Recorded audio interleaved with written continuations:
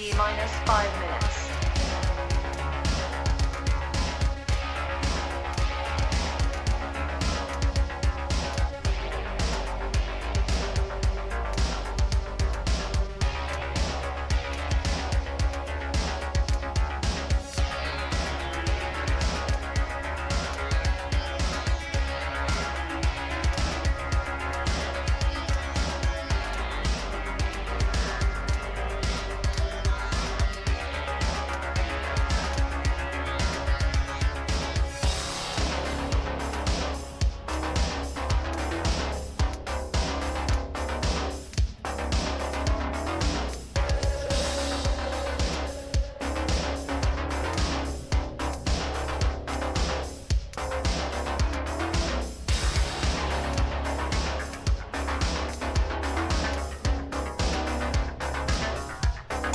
T-minus 4 minutes.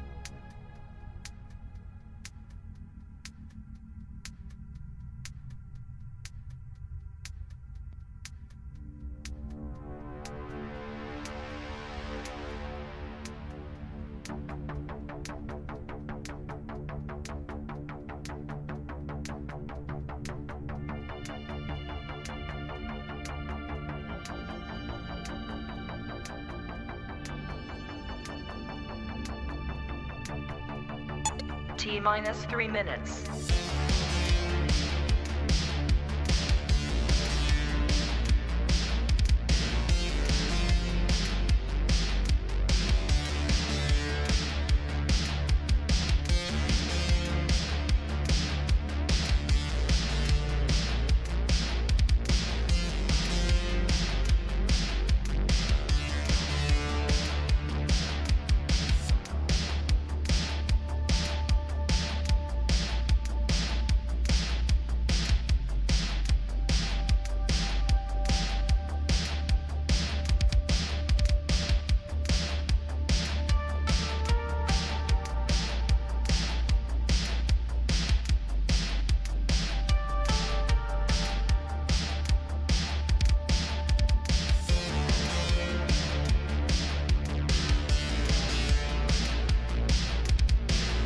T-minus 2 minutes.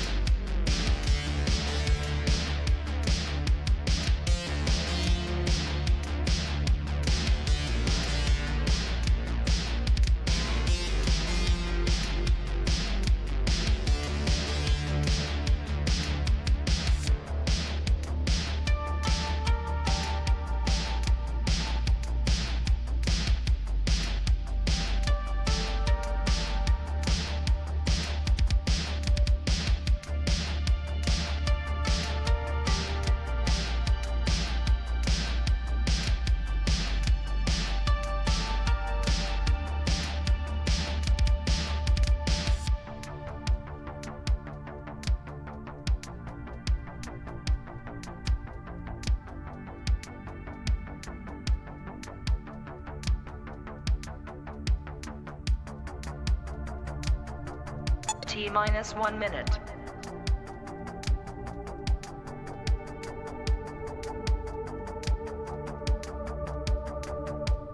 T-minus 50 seconds.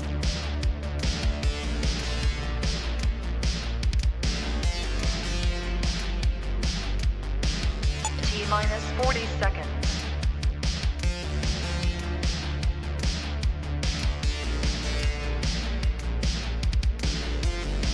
T-minus 30 seconds.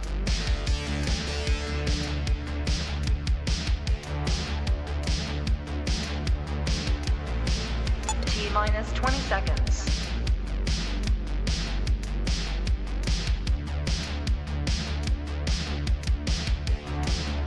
Ten, 9, 8, 7, 6, 5, 4, 3, 2, 1. Oh, here we go. Oh, yeah! Give me that hell yeah. Whoa, man! Break down!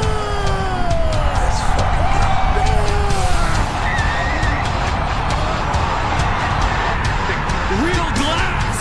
Rushing the Go abdomen. cry me a river. Hulk Hogan, not only are you a hot dog, a grandstander, a showboat, and a prima donna, but you're a liar, too. In fact, I remember a time where we stood in front of the man that does nothing but lie, Brother Love, and you told some of the biggest lies that I've ever heard of in my whole life.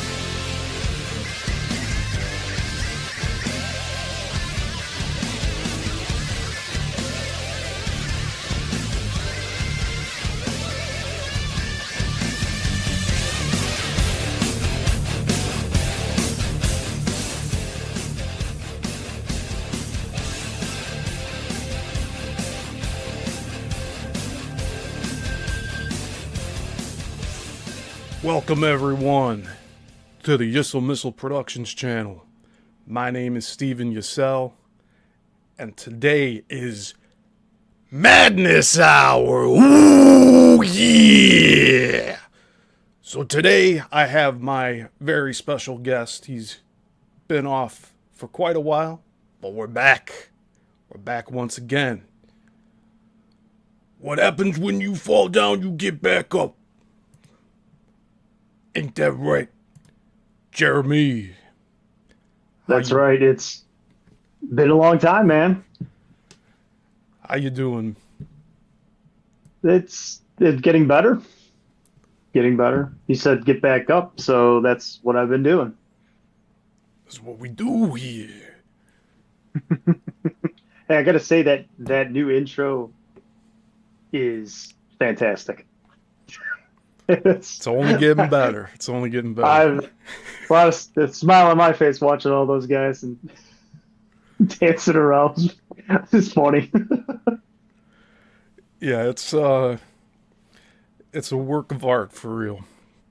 Definitely I is. have to thank all of the YouTubers that made the green screens, and I just did a little combo edit, and damn, is it looking nice now.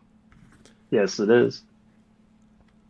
So, we're here today. We're going to just be talking about general stuff we like. Normally, we talk about history, pro wrestling, and current politics. I know Jeremy had said that he wants to talk a bit about Napoleon today. So, we can see how far we go with that, and we can change topic afterward. It's no big deal. But I'm happy to have you back on here. After It's good to be back. It's been a few months, but we got the show continued. So it's no longer in hiatus, so I'm happy with that. And Yeah, it's no fault on Jeremy. It's just it's a thing that happens. Life gets in the way, and schedules don't always coalesce. So we're just all figuring it out here.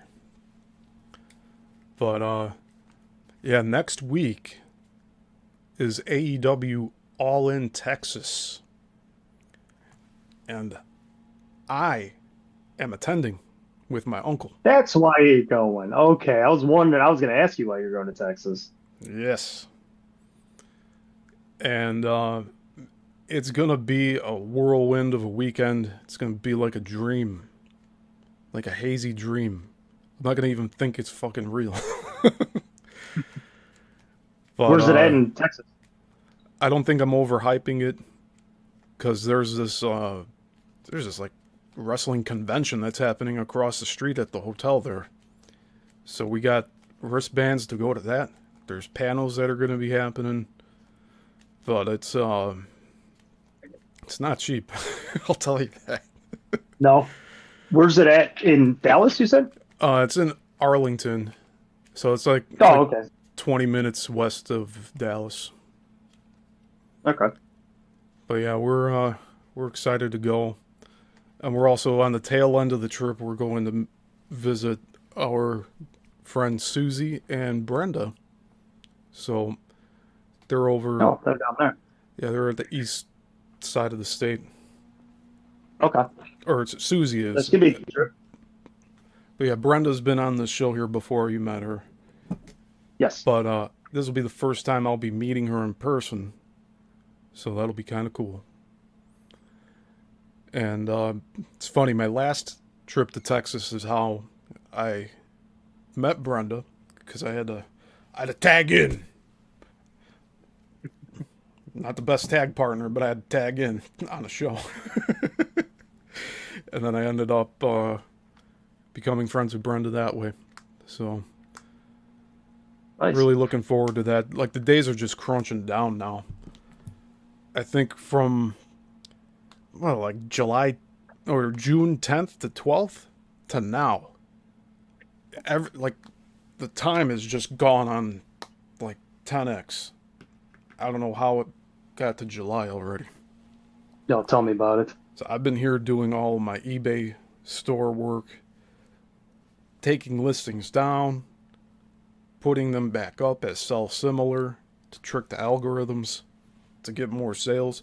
It's like no matter what I do, no matter how many items I put up, it still only gives me the same amount of sales. And my impressions can go up, but then they slam them down. They edit them like posthumously in a way. Like 3-4 Really? days go by, and they take that Yeah. little 40,000 impression bar and they drop it to like 19,000. So I'm not sure what's going on with that. But we're Jeez. going to figure that out soon, because I think I'm going to have to give a call to eBay and figure out what the hell's Yell at going them. on. Because I should Yeah. be getting a lot more sales. Yeah, close to 2,000 items in the store. And You've been doing that for a constantly while. replenishing it. Right. You've been doing that for a while, since I've known you. Yeah, I've been. I want to say 2020. No, 2024. I started, or the end of 2023. Midway through 2023, I started with Whatnot, and that was as slow as molasses with sales. Really? I think that platform is more built for trading cards. Yeah. So they had their moment in the sun with their Pokemon this year with the Prismatic Evolutions packs. Now I'm hearing that's all on a downtrend. So that's why I say they had their moment in the sun. And yeah, hopefully those people can recover their investments, because I know more than a few of them were spending credit card money on just buying up packs and selling them for 3 times the price. Jeez. But thankfully, I wasn't one of those customers. See, I've been focusing on the media resale, the physical media, Yeah. and I've moved a little bit into the trading cards with the pro wrestling and baseball. And I do have original Pokemon cards, but those are for me to send out to PSA to get graded, because I'm not just going to sell a loose Charizard, Blastoise, Venusaur. All those cards are like worth a lot of fucking money now. Easy $700 loose. So I want to get those graded. If I can get PSA 10 on them, oh, I'm just glad that I kept them. Because I could have been Yeah. a fucking dumbass teenager and sold them while I was in high school or something for like $40-50 before the real craze hit with all of it. But yeah, the store's running fine regardless of all that. It just seems like I'm hitting a ceiling, and I don't understand why. Because I'm putting up different categories. I got Legos to resell that I've picked up, the VHS tapes, the DVDs, CDs, Hot Wheel cars, so die-cast 1/64 scale model cars, both in packages and loose. I have books that I'm selling, so I'm not sure what's going on with that. I mean, those just sit forever. You got some of these other stores. I don't know how they have like a different post office deal, I guess, where they can just have it sent out for $1 or free. I don't know how free shipping even happens. There's never free shipping. They either have this like I think it's called wrapped media, and that's how they get away with shipping stuff out for like $1. So they work the rest of it into the price, and then that's how they do free shipping. But on my end, I have media mail. That's the closest I can get to that. But I can only do that for the movies. So the VHS tapes, the DVDs, the CDs, those can get shipped out media mail. That's a little under $5 per order, unless they stock up on them.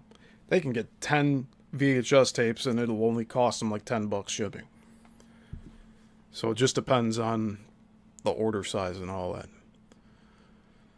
But yeah, enough about me. I don't want to bore my audience here. I think I'm like scaring everyone off. But yeah, if you guys are interested in my eBay store, the links in the description of the videos here. Pretty much every video has an eBay link to my store. So if you want to help me out in that regard, by all means. But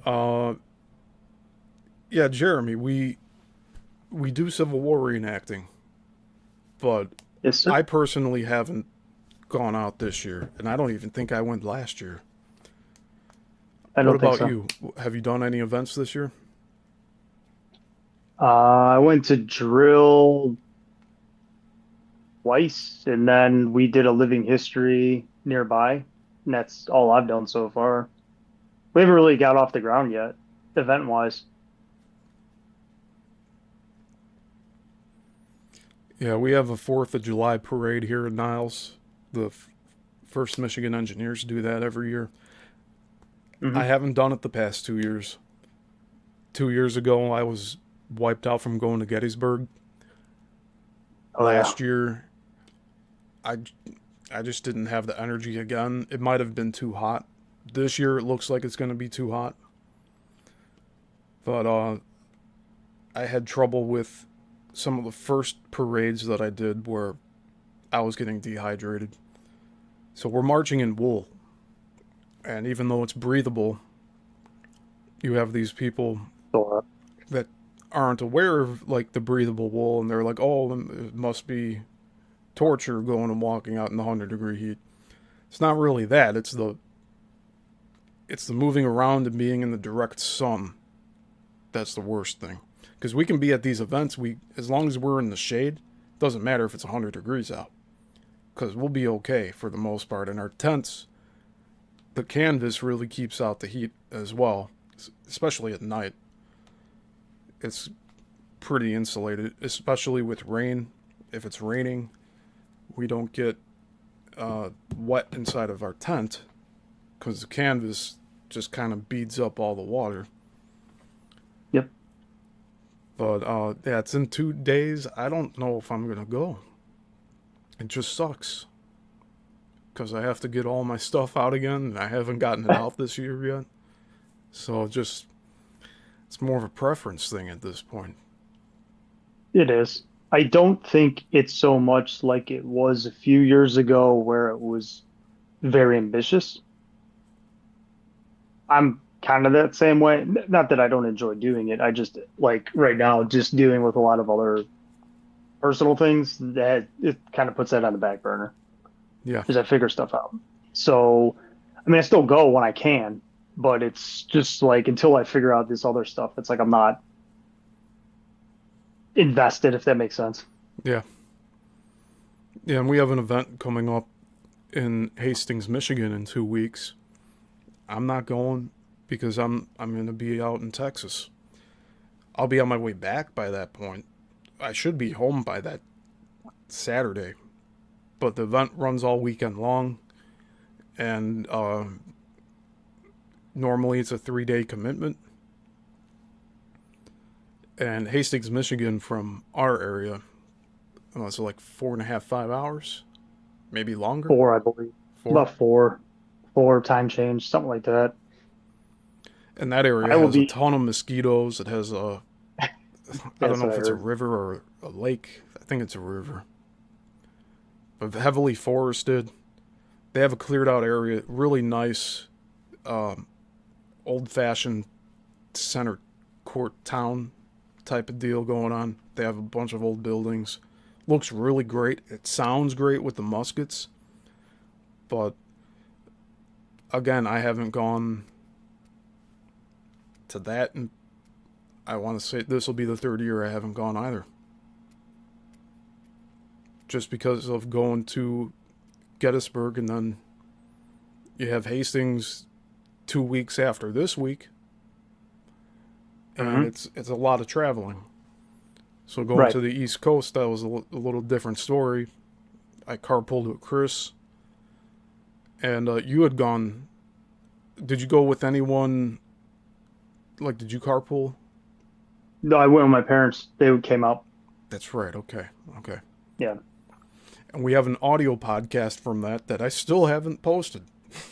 I I still got wanted to to hear trim it that. up and put it up online, and I haven't yet. But that Two was around the years. time when there was a bunch of like smog and forest fire smoke coming from Canada, Yeah. whatever Yeah. that was. But it was harsh on Yep. the lungs, and Oh yeah. it was happening during that time. So we're talking about that in the audio, not for too long. But we started recording one of the nights there with a fire that kind of got taken over by kids. We're like, screw that. Oh my God. That turned political, and then there was a fight or something too. Yeah, yeah. You got a bunch of college kids thinking they're know-it-alls with current politics, and I was like, don't bring that stuff up at events. But No. we recorded with lapel mics the battles that we were in the reenactments. So we have audio of that as well It was that fun. I'd like to get up at some point. I think we did it the last day. Was it So we the did last just one battle? of the days. Yeah, it I think we did. sounds about right. Yeah, I think we did it for the third battle, and then I think we did the night before is where we started. Because didn't you get the audio with the German guys next door? I did. Yes, Okay, all right, perfect. singing 99 Love Balloons. Well, Scott, he sent me the video. He was videoing when we went over there. Oh, that's So I awesome. have video he sent me. Yeah, that's really cool. Yeah, the Yeah, that Civil was fun. War. It has a lot of Napoleonic strategies in terms of the formation of the soldiers, the way they did battle. It was the last leg of Napoleonic battle strategies, correct? Yeah, it's probably split in half. You get the beginning of the war is very Napoleonic. Like everybody's just running books out of it, trying to mimic everything that happened 60 years before. And by the end of it, you start getting what like we start to see like World War One. More trenches, more fortifications, not so many frontal attacks. So there's starts becoming movement, let's say. Yeah, and the battlefield of the skies also changed a lot of the landscape of everything. Yes. Although there were air balloons during the Civil War, and we don't really see too much talked about that, but they did exist. Yes. And as far as how much it was utilized, I'm not sure. But that's where Jeremy comes into play with all the Napoleonic war tactics. Jeremy's been a student of Napoleon for his entire life. Is that right? Close. Probably 13. About 13, I started researching him. And there's a story behind that. It's actually interesting. There was a Nintendo game, if anyone remembers the original NES. I had that as a kid. Anyway, so my mom, they had got me this game. It was called The Emperor, the Emperor, and it was about the Napoleonic Wars. And I had no clue what this was or who this was. So I remember asking my mom, like, well, who is this? Oh, it's Napoleon. Who's that? Well, he was a French, general. And so from that point on, it was like, I'm going to find out about this guy. And then here I am, 30 something years later, still reading, still going. He's actually, there's a painting of him and he's right here next to me right now. Nice. Yes. So have you ever seen Napoleon crossing the St. Bernard Pass with the horse? Yeah. He's up on, that's pointing. what's, yeah. Yes, that's what I have. I can see it in my head. Yeah, Yep. you don't have to move your camera to show. It's all right. I don't think it come in with the bar behind me, but yeah, actually, the funny story about that painting is that's actually propaganda. That's not actually how he crossed the St. Bernard Pass. He actually crossed it on a mule, and he was wearing like a fur coat. There's wow. actually a painting. Yeah, there's actually a painting of that done, so you can actually see what really took place versus the hopped up version that he wanted. Oh, so he requested that painting to be the way it is? Yes. So when David had made the painting, he was a very famous French painter of the time. He made a lot of paintings around that era with Napoleon. So Napoleon requested to have this particular one done because for Napoleon everything was like Caesar. He was a fan of Caesar. So everything he tried to do was kind of, if you look at a lot of the architecture that he brought back, it was kind of like Roman times. And so he was trying to recreate that through art. So everything that he would do in real life, he would try to have it mimicked in art form with the paintings. So some of the paintings are depicting real stuff, but sometimes they're depicting enhancements, let's just call it. Yeah, that makes sense. Yeah.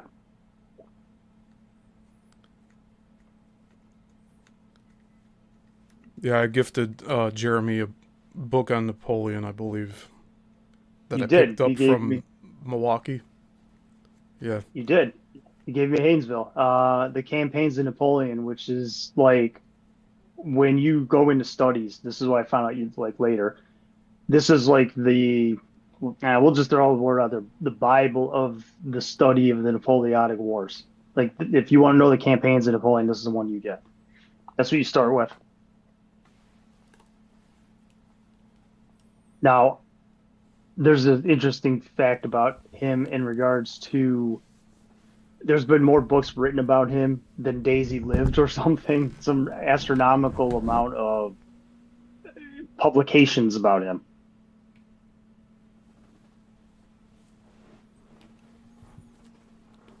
Can you say that again? I'm sorry, I was switching up my audio here. Oh, yeah. So an interesting tidbit about him is that they claim that there's been more books written about him than the days he actually was alive on this planet. Wow. Like, he's had more books written about him only second to Jesus, they say. Like, that's how many books have been written about him and the wars and everything. Now, how many of those books have survived, do you think? That's a good question. The oldest one that I have was written in, I think, 1891. Wow. Okay. Yeah, yeah. Weatherbound, really big. I don't think I could get it in the frame, but I could try. It's actually right next to me. My wife found this for me. I don't think it's coming up. You can. There we go, Let me yeah. see. Yeah, you can Little hold it in bit front of- of you and it should pick it up. Sort of. Hold it right in front of your chest. Oh, now it just blocked you out. I think. Yeah, hold it Wait, right hold on. there. There you go. Oh, that's epic.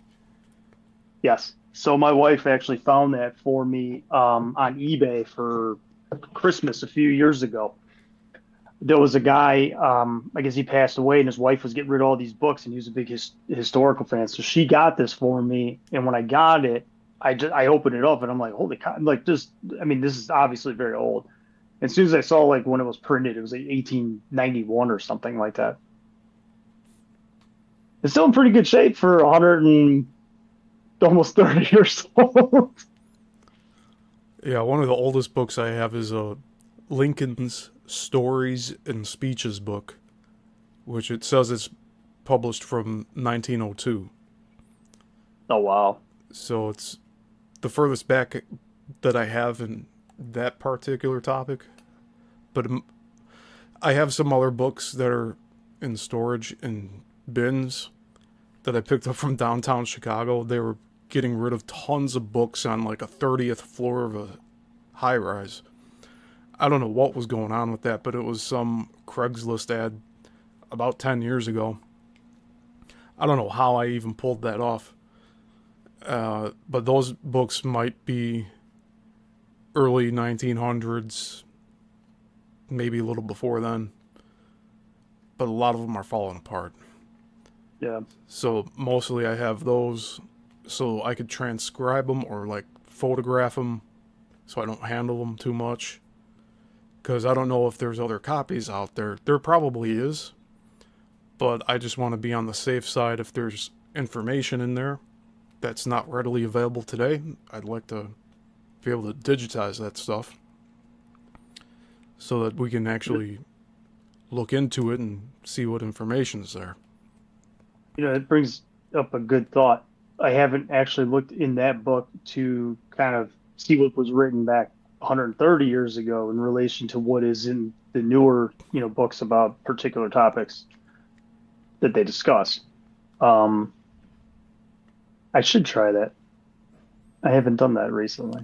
Yeah, the But Lincoln book I have, it's his stories and speeches, and I'm just being very careful with not handling it because I don't want to damage it at all.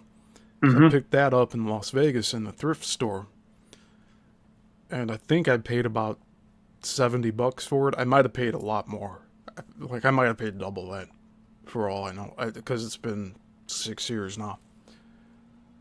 But I have that, and then I have a 19th Illinois publication, like a hardcover book that I still have, and it's wrapping that the seller off of eBay sent it to me in. I'm holding off on all of that stuff until the Mhm. time is right for me to sit down and go through all of it. And right now I'm going through my other, like, more recent books. And then, like, the Bermuda Triangle book, I had that for over 10 years. The Charles Berlitz book. And then finally I'm like, okay, I'm going to start a deep dive series. And I'm just going to read this whole thing live on the channel so that I can document that I went through it, and then also that's open for other people to get the information if they're just wanting to sit down or lay down in their bed and listen with the audio. They'll be able Yeah. to get that same information from me reading it live. And that's the whole concept I have going with most of these deep dives that I've been doing. But the Lincoln book, I talked about showing a little bit of it today, but I think I'm going to hold off on that. Because I do believe there's speeches in there that I think only like...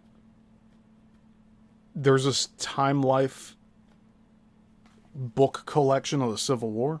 There's like 30 volumes. And only in some of the books there's excerpts of his speeches pertaining to certain topics that the books are talking about. But I believe this book has entire speeches written out.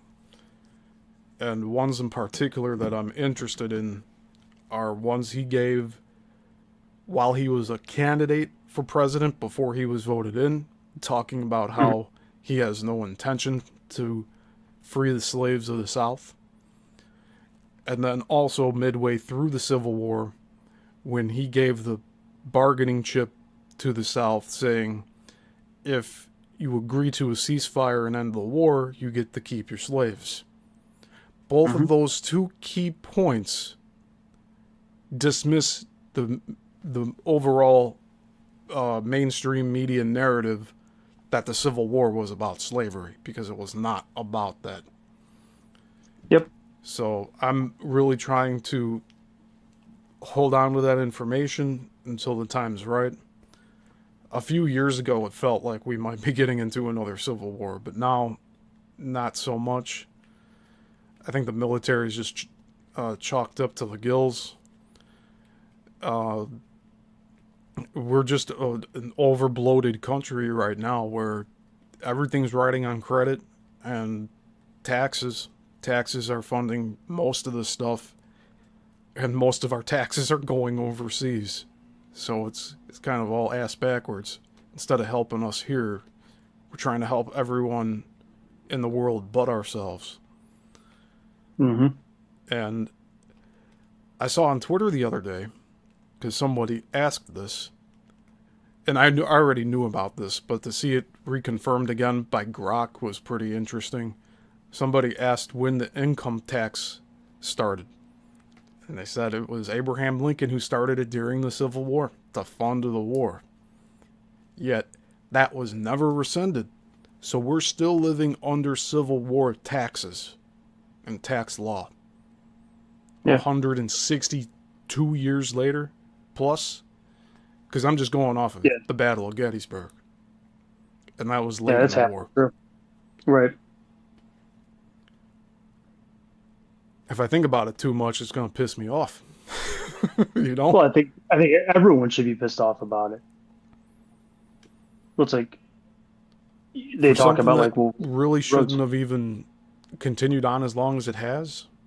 And then you have the creation of the central banks in 1913, and the Federal Reserve. Thanks, Woodrow. The worst president, close second, Obama, right? Well, FDR's up there too. Nobody will touch that though. You say that out loud. Well, he was the president during the war. It's okay. So what? Wasn't he one that got a third term? He got 4 terms, I think. 4 terms. Wow. I think he died just as the 4th one was starting, but he was in there a long time, and he was mostly during the Great Depression. And then there's some scholars who state that his policies during the Great Depression actually extended it. Here's a question for you. Who was the first country in the world to get out of the Great Depression?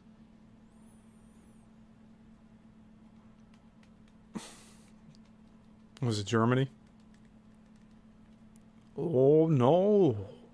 And how did they do that? They, from what I remember, is they left the world currency. They started their own thing. They started their own currency.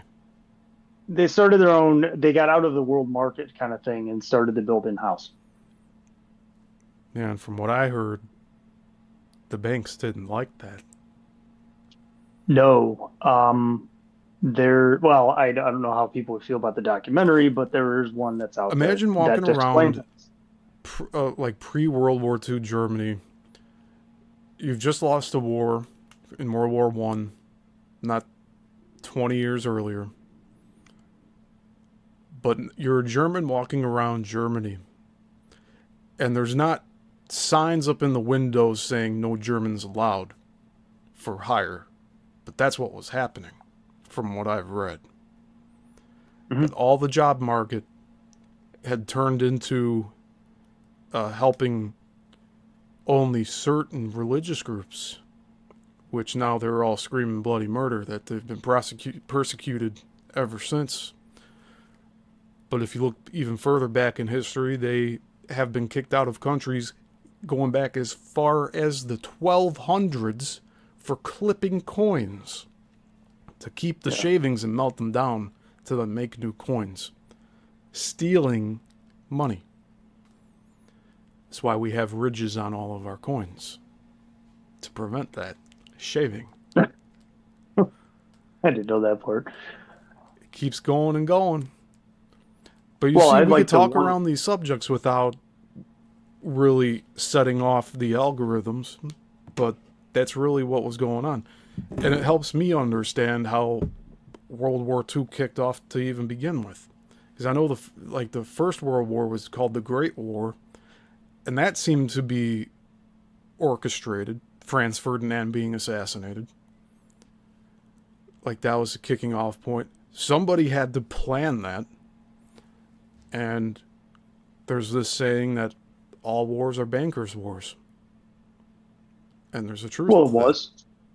Okay, so take what you just said, and you get the Balfour Declaration happens right in the middle of the war. And what is the Balfour Declaration? England, as long as they win, they're going to create a little place in the Middle East for certain people. So this goes back over 100 years ago, where the seeds were sown, where this was going to happen. Why did that happen in the middle of the war? Yeah, and it was the British that were leading that whole effort, too, from what I recently read. Well, there was something to do with the Rothschilds were behind that and got Lord Belfort to sign off on it. And Rothschild, actually, you can see his video on YouTube. He has the signed declaration in his house. Wow. It's in a glass case. This is the real one. This is the real declaration signed by all of the, higher ups. There it is. He's got it. It's like a trophy. Now, wait a minute. Why is let's say, private citizen? Why does he have that? That's like you or me having the Declaration of Independence in a glass case in your bedroom. That's how I look at it. Yeah, if we were... Well, I'll challenge you on that and say it would be a little similar to a fictional scenario where, let's say, we invited Ukrainians to move into North and South Carolina, and then over the next 30 years, the Ukrainians claimed the states of North Carolina and South Carolina as Ukraine. And then anybody who opposed it, they just set up false flags, said that the Carolinians were trying to kill the Ukrainians. And this is all hypothetical. And then the Ukrainians just wipe out all the Carolinians. Because that's what we've just experienced in the Middle East over the past several years.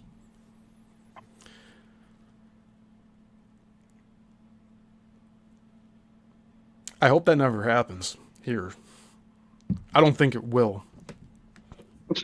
Because we're pretty armed. And especially the Appalachian Mountains. Forget it. Like, you're never going to be able to take that territory over from those natives. But that's how I liken it to that. It's like It's a good example. if we were to accept war refugees into a state in the U.S., and then over a period of time, the ownership of that state slowly changes to the point where it's like not debated, and the people who, like in the mainstream media, it's not debated. And then the refugees claim ownership over that state over time. And that's what I think is happening over there. All around Jordan, Jerusalem.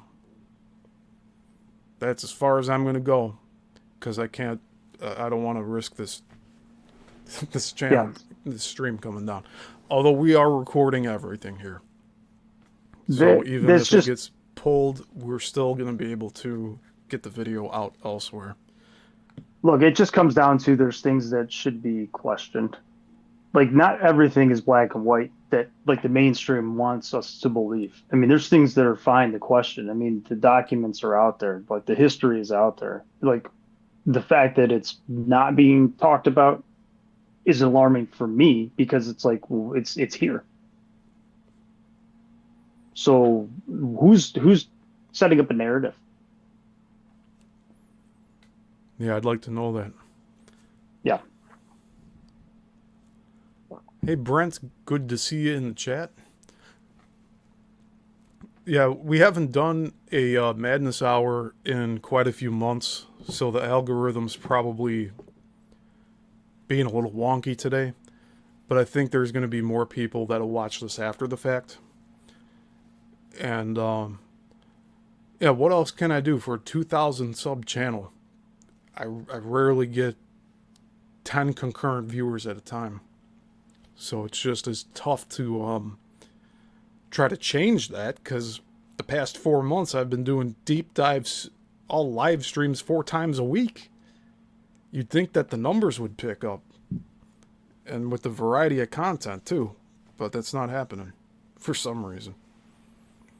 So even this, the topics we're talking about, it's gonna be shown to less and less people, but I'm okay with that. But we have to, like, walk on eggshells, so to speak. It's unfortunate. But I think I'm a little more wise with how I discuss these topics, because I've listened to other people they have to be federal agents, the way they talk about some of this stuff. It's like they want you to get arrested. And I've learned over the years to not be blatantly one way or the other, so I approach a lot of these topics objectively, and when you look at them objectively, you get into the territory of people wanting to admonish you for disagreeing with the mainstream narrative.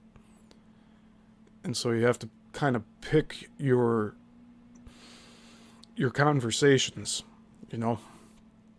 And it's unfortunate, because we should be able to freely talk about anything here, especially in the United States. But we have people from all over the world watching on YouTube. We have people in the UK and Australia. We have people from Hawaii, which is its own island. Besides us claiming it as a state, it used to have its own kingdom. But it's all over the world, and people are able to watch this channel that way. And but we're operating out of the U.S. We should be able to talk about whatever we want on here. And with me being as established as a channel that I am on here, I should be getting more numbers in terms of the viewership. But it's just, it seems like YouTube wants to focus on the shorts. And if we just start talking in buzzwords, it'll either shut our channel down, or it will garner attention from the wrong individuals. Like, we'll start getting trolled and stuff, and I don't want that happening either. But I think we were able to talk about a lot of stuff without directly naming anything. And I think people got a good idea of what we were speaking about. But the wars around the world, it all comes back to the central bankers. And then if you look at both sides of wars with the supplying of, like, military tanks and planes, I mean, you have these older car companies that supplied both sides of the wars. Mm-hmm. And then they claimed they needed the metal from the bells from all of these churches. They had to stop production of the penny here in the U.S. They had to do steel pennies. Why? It doesn't make sense. The bell thing really doesn't make sense to me. Because there was a different motive involved with that. The vibrational healing of the body with the bells, the harmonics, and I really think they tried to destroy that. And I mean, I'm not too familiar with this, but was Dresden, Germany, after World War II, where it got firebombed? No, it was at the end of the war. It was at the end, okay.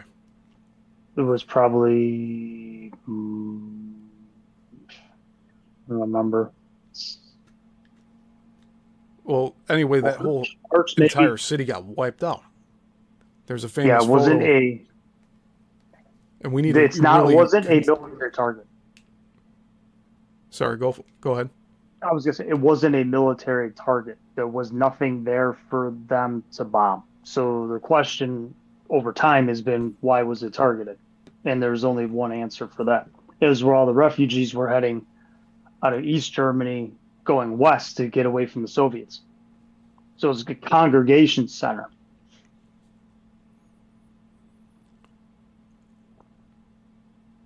Yeah, that's just a really sad situation. And I don't know about the photos that I've seen because I'm looking into these older photos that have been doctored. A lot of photos that we see from the past have been superimposed, multi-layered. You can take negatives and put it onto a developing paper. You can take 5 to 10 negatives and have it all exposed on the same piece of paper. And then you can pass that off as one image. And the one in particular that I'm thinking of Dresden, it has some statue at the top of a building of like a woman, like with their arm reached out. And behind her, Church. you just see complete destruction. That's Everything's the leveled. cathedral. There's no buildings left. No. Yeah, that's the cathedral. Wow. Yeah.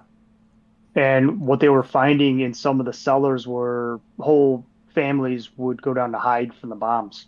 And the fires got so hot, so absorbing so much oxygen, it would suck the oxygen out, and they would find they weren't charred. They were just found like fine. What was happening was that they was sucking the oxygen out of the buildings. So these people suffocated in their cellars. Yeah, see, it's not all glory this wartime. I know a lot of these United States museums of war, they try to just make it all. They really make it like the Marvel movies. Captain America going, ye gotta go out in there and get stuff done type of mentality. And if we were to just be told both sides of the story, I think we'd all be better off. We'd be better informed about the mistakes that were made so we don't make them a second time, third time, fourth time. But I'm also under the impression that our history's been wiped several times. So we're put into this position to repeat history over and over because of how much is being destroyed. But that's why I'm going and doing all this research to get it out onto YouTube, getting everybody caught up with stuff like the Bermuda Triangle. Don't go out there alone in a plane or a boat. You might not come back. You might still be alive. You might go somewhere else, but you're not going to be here anymore. You know, you've inspired me that now that I'm kind of getting back on my feet with everything on my channel that I had that I was going to start on. But you do these deep dives, and it's kind of like I want to get back to what brought me into like loving history, which was the Napoleonic stuff. But I wanted to be more specific, like how you're talking about, like the deep dives, and say like against the narrative. That's what I would kind of do. Yeah, I've been. Like A lot of this is all freeform. I Yeah. don't follow any other template other than like what I've learned over the years as far as presentation goes. But I'm going chapter by chapter. I'm listing the titles in my video titles. So like the chapter titles are part of the video title. But it's turned into this whole thing where it's a journey. You start with me at part 1 and you go with me all the way through, then you're going to learn some information you didn't know before. Because a lot of these books have those nuggets of information in there where it's like, hold on a second. And a lot of the time it's just like in passing mentioned. I know the energy grid, they were talking about different effects of time and space. And they kind of said something in passing in one of the last episodes I did. And I'm like, wait a minute, we have to go back and reread this paragraph, because they just kind of threw this in there like it was just a side note, but it seemed like it was so essential to everything that we were talking about.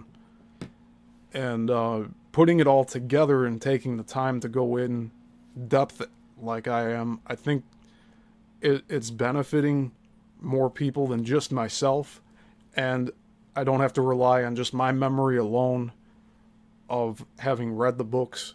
It's all documented out for people to go and watch and learn along with me at the same time.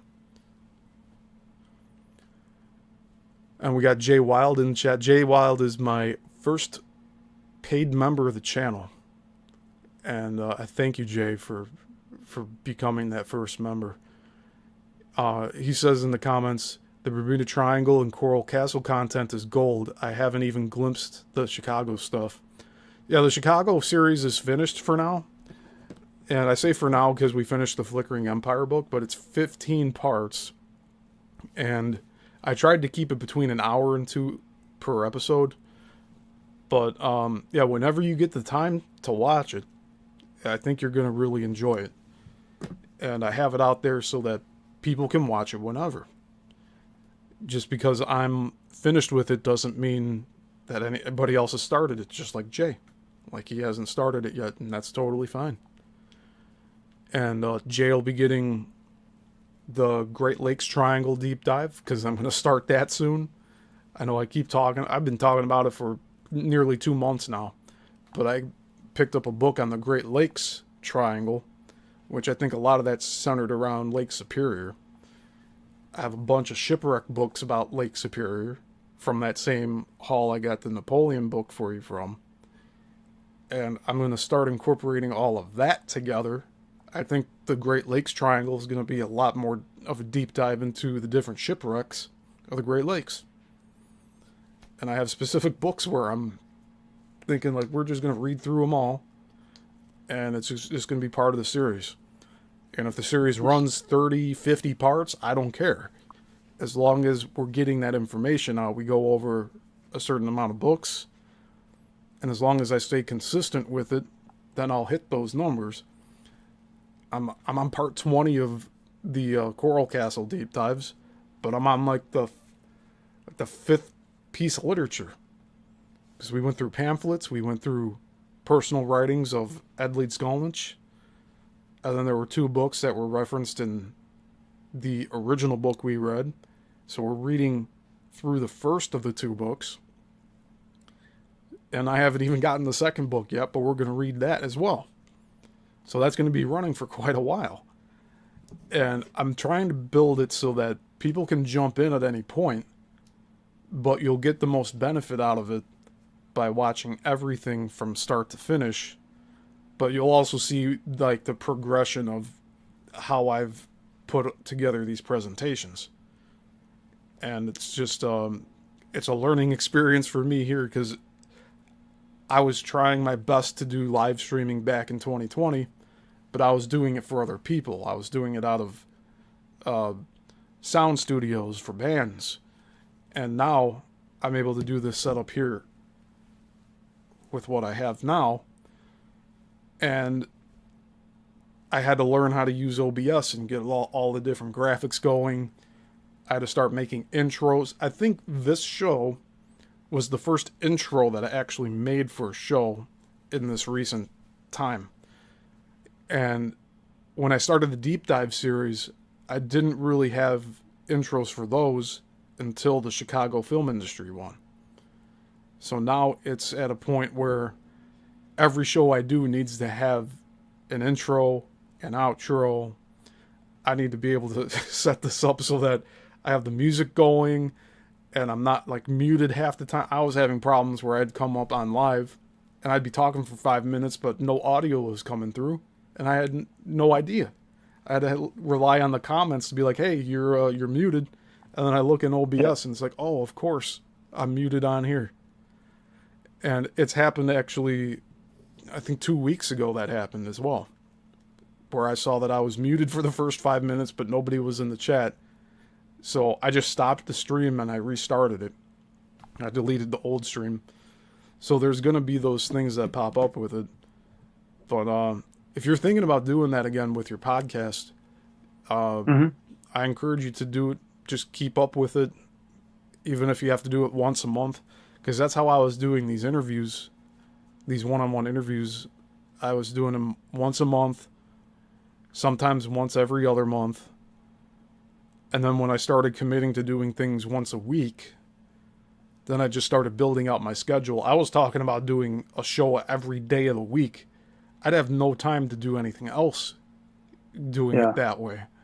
So I'm just trying to pace myself so that I understand, okay, I have this block of time I could use on this, but I also need to prep the shows. I need to make sure everything's running smoothly. Just like we started here tonight, like 15 minutes after start time. But it's going to happen because I have to get Zoom ingested into here. Jeremy needs to be able to be heard and seen on his end. And there's just things that pop up where we have to work through the technical difficulties. It's always going to happen. That's why I said with some of my other past interviewees that I don't interview anymore, one in particular, they got really upset over a 5-minute window. And it was a thing where I'm pretty sure I sent an email link out with the Zoom invite. And I guess that email either never got to them or they saw it and then forgot about it. Yeah. But either way, it is what it is. I think that was supposed to end the way it did anyway. Everything happens for a reason. And I was able to expand out into all these deep dive series. But Jeremy has a podcast. It's in the description of this video. So if you're watching live right now, you can check out Jeremy's podcast in my description. And I'm on some of the episodes. But Jeremy hasn't updated in a little bit. But It's been a while. Yeah, you're planning on getting back into it, so I'm really happy that that I'm you're starting thinking to about it. feel better again in life, so my interests are starting to peak again. So we got to get some new stuff out there. And like, I'm fortunate that I have the time to do all of this myself, because it's time consuming. There's stress involved, especially if you're trying to stay committed to a schedule. There's days where I don't want to do shows, but I do them anyway. And there are days where I just cancel, either if it's bad weather or if I'm not feeling well, which is very rare. But it just comes down to the consistency and making sure that at least you're putting something out on a schedule, and then you'll start getting that rhythm back, and then the inspiration starts to come back too. Right. And once I decided to stop taking on so many video gigs that were just all time consuming to me, I wasn't able to work on any of my video work, but here I'm doing other people's video work to get paid, and then I wasn't creating any content. So making those decisions this year to free up my schedule so I can do stuff like this and have you on, Jeremy, and then do my own deep dives where it's just me running solo. It's definitely a decision, because I could be working on other people's projects and getting paid for it, but the money is so scarce with that. I'm better off just running the eBay store at this point. Yeah. And if the video gigs come up, like the good paying ones, I'll take them on. I love to do secondary camera work where I show up, I'm a camera operator. Once I'm done shooting, I'm paid and I go home. And for the longest time I was operating with, I'm going to bring all the footage home with me and then edit all of it for the next 2-3 weeks. I don't have time for that anymore. Especially if I'm trying to take on weekly work, that stuff piles up very quickly. And so, like with the wedding video work, forget about it. It's not for me anymore. unless I'm doing some Indian weddings that are 2 days long and I'm getting paid 5 to 10 grand, then just forget about it. I'm not doing this for $700 anymore for 2 days of work, plus all the editing I'd have to do. I think really I liked doing the DVD constructing because I've mastered how to put together chapters and menus, motion menus, navigation on DVDs. I mastered how to do all of that through Adobe Encore. And then Adobe Suite removed Encore.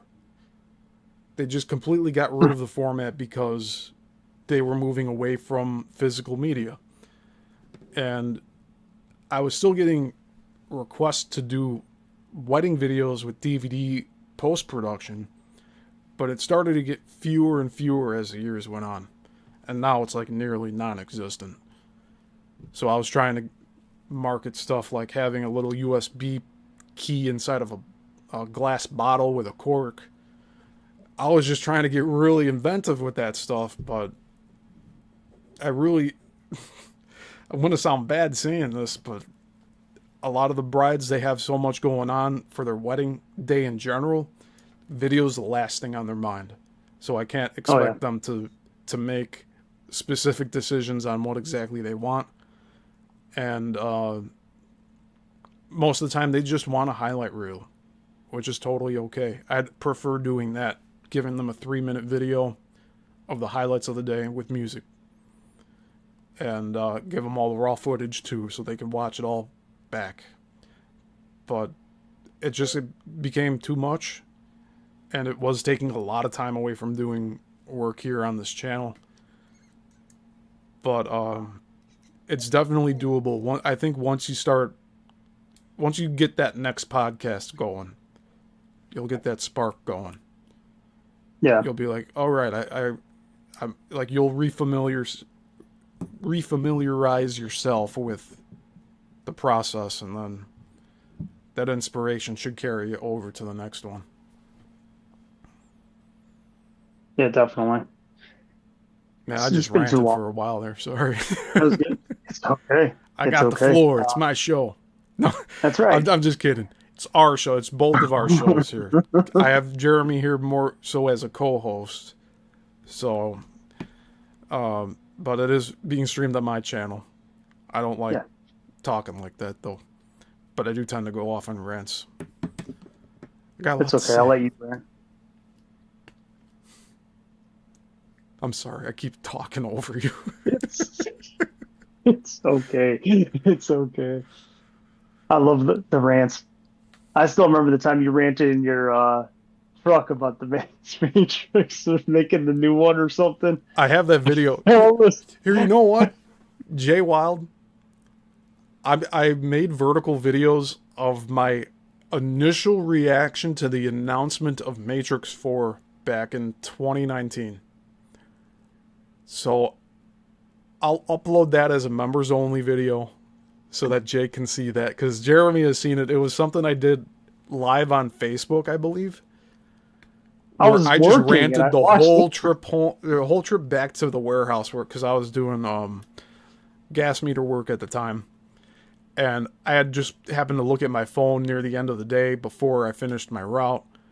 And I saw the announcement for Matrix 4, and that it was only one of the Wachowski brothers running it. And I'm like, what the fuck is this shit?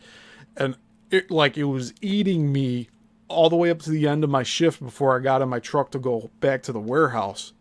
And I'm like, you know what? Screw this. I'm going to do it live. I'm going to get all of my thoughts and feelings out on camera. And I did a 20 to 30 minute rant about how much I thought this announcement was pure bullshit. That they waited nearly 17, 18 years to come out with a sequel, and that one of the brothers isn't even confident to put their name on it. And they're not even brothers anymore. They're fucking sisters. It's all ass backwards. And it's a whole ritual thing going on in Hollywood. That's really what's going on with that stuff. But I was really upset with that. And I posted it. It might have actually been to this channel, now that I'm thinking of it. Because I was able to download it and it would have been a lot harder to download it off of Facebook. But I'll get that I back just up for members only, so you can see me I ranting in my work truck with my work vest, like the reflective vest on, and I had sunglasses and my big beard. And I just remember showing up one of the Civil War events, and I walked up to you, and I'm like, I must commend you on your rank. oh man, it was so passionate and so raw because I had studied the Matrix franchise for a long time, and I spent a lot of years defending the sequels and how they fit into the original, and it just pissed me off. I refused to see it. I still have not seen it to this day. And when I do see it, I might just do a watch along on this channel, and we see how that turns out. Like, I might have to do that through Patreon though, because I know we show certain things on YouTube, it gets copyright stricken, but the rant video, that's all me. That's all me driving around. The phone's on a dash thing, and I'm just sharing my thoughts. It was good. It's worth the watch.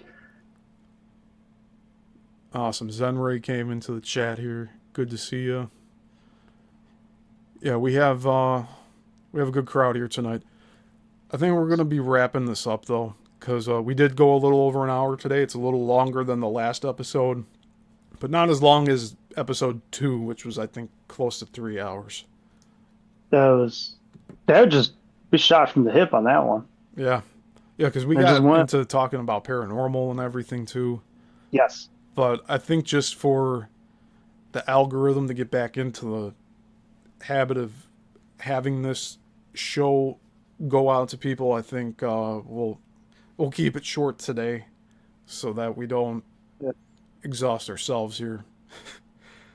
Because, yeah, I feel like I'm running out of things to talk about. But we got the Matrix rant video brought up, so that's giving me some stuff to do after the show and get that up online. But, yeah, we didn't talk too much about paranormal today. There's a lot of stuff happening in Gettysburg all the time with paranormal. And I do intend to go back and visit and possibly do some investigating there with that. But it seems like a lot of the poor souls that are still here, that are on that battlefield, they don't know what happened still. They're stuck in a loop of their last moments, from what I've seen, from everything that people have gone in to do investigations on. It's like they're right in those final moments before they died, but they keep on going in a loop. And it's either that, which I hope it's not, because that sounds like utter hell. Yeah, it does. Or it's a recording of the energy of their final moments. And that's what we're seeing and experiencing on the back end. And it looks to us like they're reacting in real time, but it's like we're watching a videotape. I'm a lot more comfortable with that concept, because then it doesn't involve souls being in a trap where they can't get out of it. They don't know what's happening, and they're constantly having to relive their last moments without remembering the last iteration. It just keeps happening over and over and over. And if that's still going on to this day, I don't know what else you would call that other than hell. Hell. That's hell to me.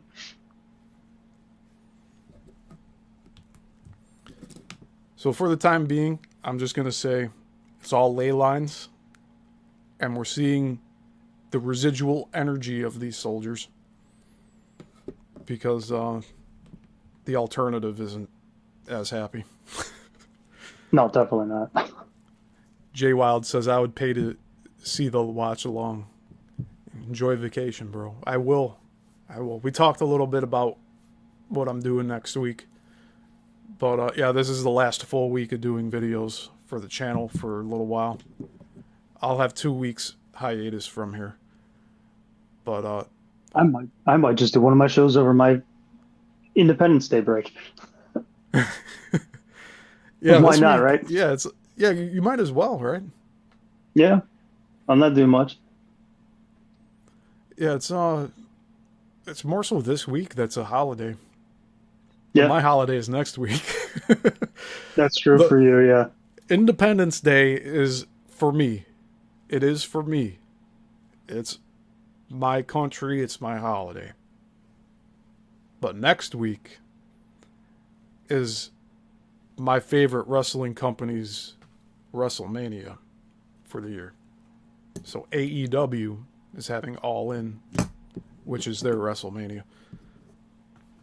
And that's why I'm not going to be doing videos, because I'll be gone. Unless I do some random pop-up live stream like, hey, I'm at Globe Life Field, hey, everyone. Like, I don't think I'm going to do that, though. Because Yeah. I'd rather be in the moment with my uncle there. yeah. Go enjoy yourself.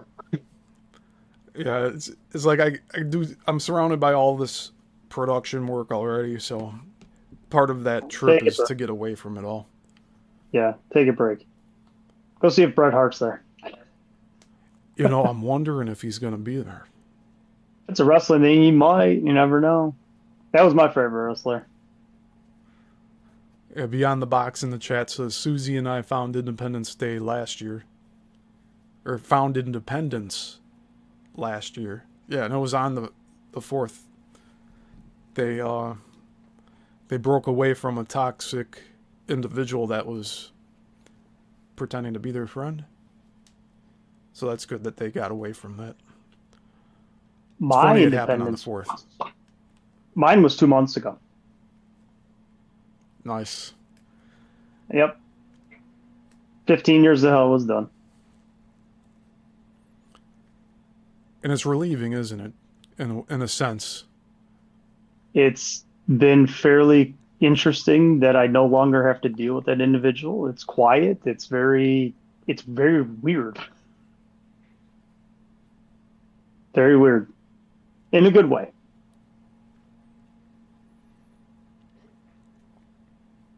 I'm happy for you, man. Because I know Thank you. that whole situation was stressing you out. So I'm glad that you're seeing some relief from all of that. Yes. Yes. It took some time, but it was a lot to come to terms with that I still deal with, trying to come to terms with, but it was nice that that was the end. So you get that independence, and that's, if anyone is, when we talk about that independence, it's good. Very cool. It's good to get away. It's very good to get away. It's then you have to deal with the collateral damage that's already been done. So that's the hardest part. Yeah. Pick up the pieces. So, and like you said at the beginning of the show, it's get back up, brother. You not get knocked down. You gotta pick yourself back up, brother. It's always about getting back on the horse and seeing it through to the end. I know I'm paraphrasing it, but that's the wisdom of That's what he Macho said. Man right there. That was it. Yes. So I took that. That was one of my thoughts during all that, was what you had said to me in the text message too. So that was one of the things, like, just get back up. It's okay for macho men to explore every type of emotion. A macho man cries every now and then. It's okay. Yep. Yeah. I've So I had many appreciate laughs and I've had many cries, and I'm gonna have many more. that. Oh yeah. But it's all about me getting back up. Oh yeah. Now you make me want to watch WrestleMania 5. Oh, yeah. Oh, Been quite a geez. while. I need to actually rewatch that. I watched King. We're gonna wrap this up. We're just spitballing Yeah. now, but I watched know King of the Ring '93 just the Oh, other the day. one that was on YouTube? Yeah, Yeah. WWE Yeah. Vault put that up. They had one yesterday. They were running a live. It was the new generation. It was Really? all these events. So last night I watched Royal Rumble 93. Speaking of 93. Nice. Yeah. Yeah, those were some good years. It was like Interesting. 90. I don't know. The 90s were kind of weird for WWF, but they were. eventually they had their golden years at the end of the 90s. And we have so many memes from all of that. It's beautiful. Oh God, yeah. Oh yeah. You You know, the mid '90s is kind of like, when you look back, it's very cartoonish. I'll be honest. You know, in the sense of like what comes afterwards and then what came before it. But I've been watching a lot more of like '93 through '96, and it's like they get some decent stuff though. And I don't know if it's nostalgia for me because I lived watching it live, or it's just like, there are some gems in there. I mean, if anyone wants to watch, it's a little bit of both. It's the nostalgia, but like you also appreciate the style of wrestling that was happening at the time too, like the technical stuff with Bret Hart and even Bam Bam Bigelow. Seeing him compete in the King of the Ring, that was really something else. Yeah, he was an agile guy for what, 380, something like that. I mean, he can move. Yeah, but they never really gave him too much of like matches. Like I can't even think of like big rivalries. I mean, they gave Lawrence Taylor one year, and then he had Doink the Clown. I mean, it's just like, yeah, okay. But like the Bret Hart 1-2-3 Kid match on Raw in '94. I mean, that's still 31 years later. It still holds up. We have in the chat, Jason H just showed up, and he said, "Just got back from Jurassic Park. You can save your money." I had no idea Jurassic Park even was out in theaters. That's how disconnected I am from Hollywood today. But that's good to hear. To stay away from that for now. I haven't watched any of the new Jurassic Worlds or anything. But okay, we're going to end this. We've gone on a little over the hour that I wanted to be on here. We didn't have any real rigid schedule, but I figured about an hour would work for all of this. So I thank you, Jeremy, for being on here. And thanks for having me again. It's my pleasure. We got to do this sometime when I get back. Maybe, we'll give it a month. We'll see by like the first week of August. We'll see where we're at. That works for me. Works for me. Yeah, I'll be out of here for 2 weeks. So if you guys need to catch up on anything, any of my deep dives, any of my live streams, that's the perfect time to do it, because there won't be any new content coming out. But thank you again, everyone, and we will all talk to you very soon.